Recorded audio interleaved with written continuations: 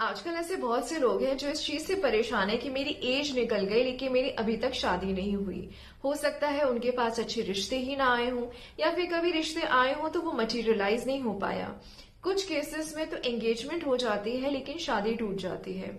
नमस्ते, I am अक्षता, अ वैदिक astrologer, और इस वीडियो में मैं आपको समझाने वाली हूँ कुछ ऐसी रीजंस जिनकी वजह से आपकी शादी डिले होती है।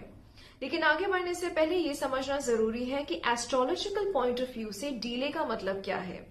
फीमेल्स के केस में अगर आपकी एज 29 प्लस हो चुकी है तो यानी कि आपकी शादी डिलेड है। वहीं पे मेल्स के केस में अगर आपकी एज 30 से 32 के अबव हो चुकी है तब भी यहाँ पर हम आपकी शादी को डिले कह सकते हैं।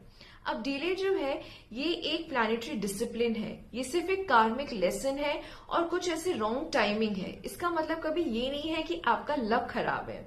Delay doesn't means it's denial, it just means कि आपको थोड़ा सा सब्र करने की जरूरत है। तो चलिए आगे बढ़ते हैं और सबसे पहले समझते हैं फर्स्ट रीजन हमारा जिसकी वजह से हमारी मैरिज डिले होती है। सबसे पहले हम देखते हैं अपने 7th हाउस को, क्योंकि 7th हाउस जो है ये हमारे मैरिज का हाउस होता है, ये हमारे स्पाउस का हाउस होता है। तो अगर आपके 7th हाउस में मैलेफिक्स बैठे हैं जैसे कि सैटर्न हो, राहु है या फिर केतु है तो आपकी मैरिज यहाँ पे डिले हो सकती है। अगर आपका 7th हाउस लॉर्ड जो है वो वीक है, कम्बस्ट है, रेट्रोग्रेड है या फिर डेबिलिटेटेड है तो भी आपके चांसेस हैं यहाँ पे मैरिज को डिले होने के। इसके अलावा अगर आपका जो 7th हाउस लॉर्ड है वो अगर दुस्थान में प्लेस्ड है यानी कि 6th, 8th या फिर 12th हाउस में प्लेस है तो भी आपके मैरिज में डिलेज देखने को मिल सकते हैं। दूसरा इंपॉर्टेंट जो कारण होता है मैरिज डिले का वो है शनि। अब हम सब जानते हैं शनि जो है इसको हम डिले का कारक कहते हैं। तो शनि अगर आपके 7th हाउस में एस्पेक्ट कर रहा है, अब सैटर्न जो है इसकी 3 एस्पेक्ट्स होते हैं, 3 दृष्टियां होती हैं, 3rd, 7th एंड 10th। तो इन तीनों दृष्टि में से कोई भी दृष्टि अगर आपकी 7वें घर पे आ रही है तो भी चांसेस है कि आपके मैरिज डिले हो। या फिर आपका जो ये सैटर्न है वो 7th हाउस लॉर्ड के साथ कंजंक्शन में किसी भी हाउस में बैठा हो, या फिर अगर सैटर्न खुद ही 7th हाउस लॉर्ड है यानी कि आपके 7वें घर में अगर कैप्रिकॉर्न राशि है या फिर एक्वेरियस राशि है, यानी कि अगर आपके 7th हाउस में 10 नंबर या अगर 11 नंबर लिखा है तो भी इसका मतलब ये है कि यहाँ पर शनि का इन्फ्लुएंस आ रहा है आपके 7th हाउस में। अब शनि अगर आपके वीनस को कहीं से भी एस्पेक्ट कर रहा है या फिर इन्फ्लुएंस कर रहा है, क्योंकि वीनस क्या है, वीनस मैरिज का कारक होता है, वीनस हमारी क्वालिटी ऑफ मैरिज को दिखाता है। तो अगर शनि वीनस को देखेगा तो भी मैरिज में डिले कराएगा।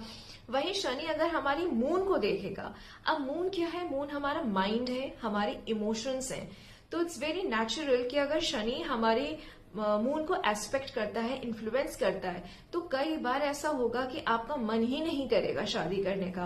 हो सकता है सबकॉन्शियसली आप बिलीव करते हो मैरिज में और आप चाहते हो कि आप शादी करो, लेकिन उस पर्टिकुलर टाइम पे आपका जो मन है वो बिल्कुल ही नहीं करेगा कि आप शादी करो। तो यहाँ पे भी जो है शादी डिलेज देखने को मिल सकता है। तीसरी इंपॉर्टेंट चीज जो आपके इन्फ्लुएंस करती है डिले इन मैरिज को वो है वीनस।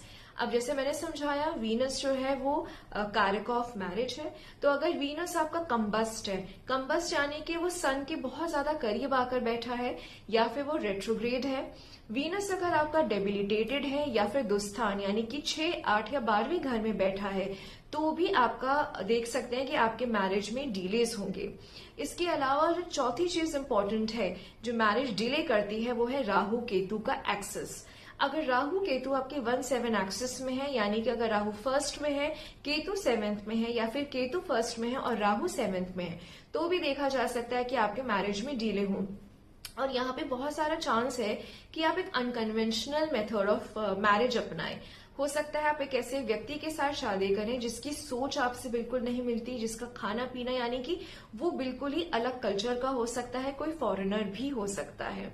इसके अलावा जो सबसे इंपॉर्टेंट चीज जो मैटर करती है किसी भी मैरिज के लिए वो है दशा एंड करेक्ट ट्रांजिट टाइमिंग।